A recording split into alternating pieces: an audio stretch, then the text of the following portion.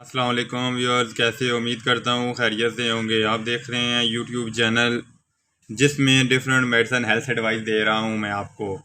मेरा काम आपको मेडिसिन के बारे में इंफॉर्मेशन देना, उसके साइड इफ़ेक्ट, यूजेस, डोज के बारे में इंफॉर्मेशन देना।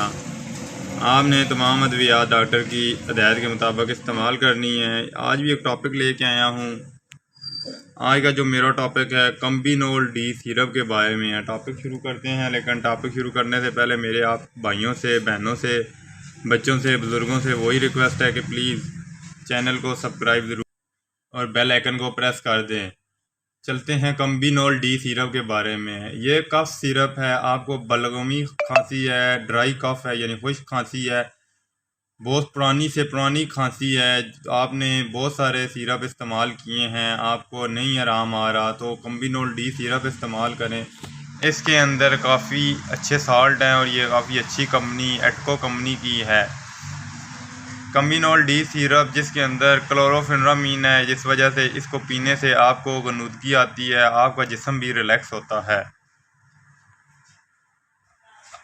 पुरानी से पुरानी फेफड़ों में आपका इन्फेक्शन हो गई है, सांस तंग हो रहा हो, लंग्स आपके ख़राब हो गए हों, रेशा आता हो, तो आप कम्बिनोल डी सिरप इस्तेमाल करें। 1 से 2 दिन में इंशाल्लाह पुरानी से पुरानी खांसी भी आपकी दूर हो जाएगी।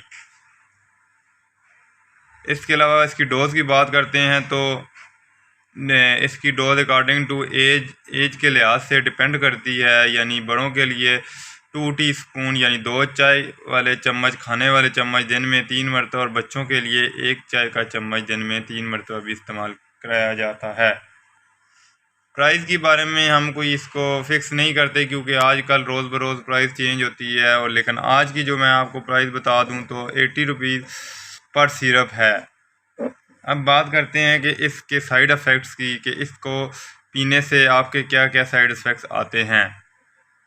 कम्बिनोल डी सिरप पीने से आपको रैशेस शुरू हो जाएं, आपको उल्टी आना शुरू हो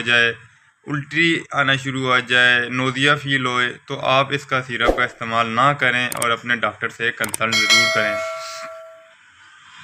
कुछ लोगों को फेफड़ों में, लंग्स में रेशा होता है, जिस वजह से उनको वोमिटिंग आती है, तो इस सिरप का इस्तेमाल करें, उनके लंग्स से रेशा ख़त्म होगा और उनको वोमिटिंग भी ठीक हो जाएगी।